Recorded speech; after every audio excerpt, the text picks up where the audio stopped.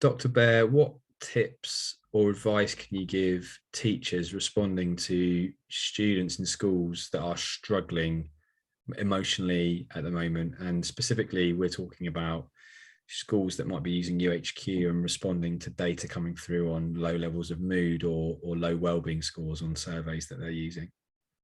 I guess the first bit is that it's sadly just increasingly common, not just that children are experiencing it, but they're reporting it.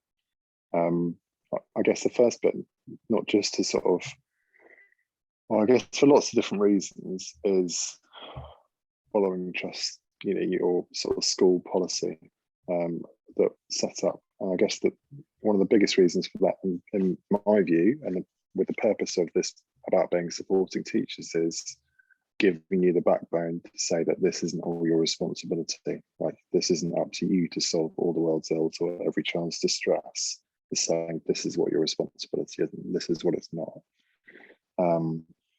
That's just the sort of first caveat. I guess the biggest part is expressing curiosity, right? So you get a report of a child has scored. Well, there's an expression of distress, I guess, whether it's face-to-face, whether it's, you're noticing something in the classroom, or it's something they're reporting through youHQ. I guess the first bit is expressing that you're interested, that you're invested in understanding, or better understanding as much as you can, how they're feeling. One of the biggest bits is that, teachers are so pressed for time, the temptation is going to be to have these sorts of conversations whilst doing something else. And I think giving that person your full attention, including the sort of making eye contact, being distraction free as much as you can, and not just waiting to speak, like doing genuine listening, to sort of do what we call like active listening. So, nodding, expressing, confirming. And I guess at the end of it, to check that you've understood their experience as well as you can, to make your own summary. And I guess experience tells me that as much as you might worry that you're going to get it wrong, people will give you feedback. I often get it now. I'll try and summarize the experience of someone that I'm seeing, and they'll say, yeah, you got it. Or they'll say, oh no, that's not quite right. This has actually been my experience. This is what's going on. This is what I meant when I said ... So you're trying to join the dots for them in developing the language that helps explain this is what I feel and this is perhaps what's happening around me, to explain it.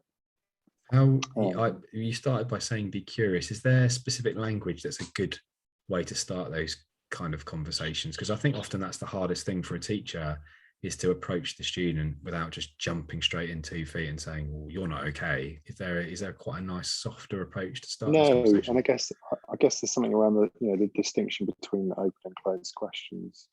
Like if there's you're looking for a yes no answer, then it's a closed question. If it's Jess, how are you? I've noticed that you've put this score into youHQ, or I've noticed that things are a bit different. Just interested in hearing what's going on. It might be something trivial, it might not be, but it's, I guess, the investment in, I've noticed, is like a huge thing for children that might well be waiting for it, waiting to be heard. And even if they're not expecting it, just hearing someone in an adult position who they know to be responsible for lots of other children is invested in trying to understand what they're going through. That's not you have to pick up on everything, because that's just an impossible job. Like, no one could do that. But this is, if you're noticing really low scores, I guess particularly persistently, which is why we've got a sort of tracking function of it, that this is an opportunity to use it to say, here is the context. Okay, we've got 3 low scores this week, last week, whenever it might be. I'm interested in understanding kind of what made you sort of give those scores. What is it that's happening? And if they don't necessarily divulge anything or want to talk, that's okay as well. But you've obviously established that you've noticed, like you said, which I think is a really good point. The other thing I suppose we need to say is that you must follow your school and obviously the government policy on safeguarding and child protection, all that sort of stuff. And I suppose the other point, Dr. Bear, is that if you do feel out of your depth, then don't be afraid as a teacher to reach out to someone in a position of who's in a pastoral position above you. Like, all of us find ourselves out of our depth. I find myself out of my depth and looking for support. Like, it's almost a given, unfortunately, that you're going to come across things that you don't have the answers to, and you don't have to have the answers. That's a really big part of this. This isn't for you to solve.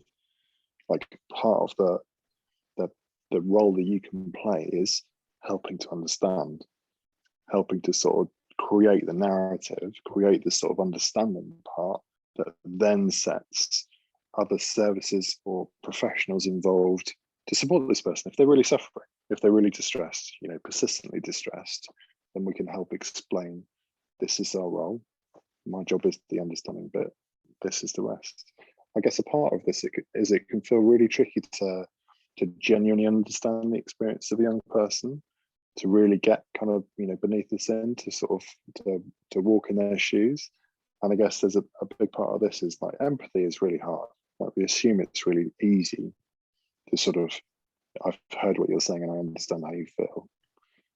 I don't understand the experiences of lots of the people I work with, and it's my job, right? And even when I'm working really, really hard to try, there's just some experiences that I just find unrelatable. Like, I've got nothing to draw upon to say I have similarity. I can say, okay, if you're saying you're depressed for X reason, I can say, well, I can draw upon these experiences that I can say are similar, but I don't know what it's like for you.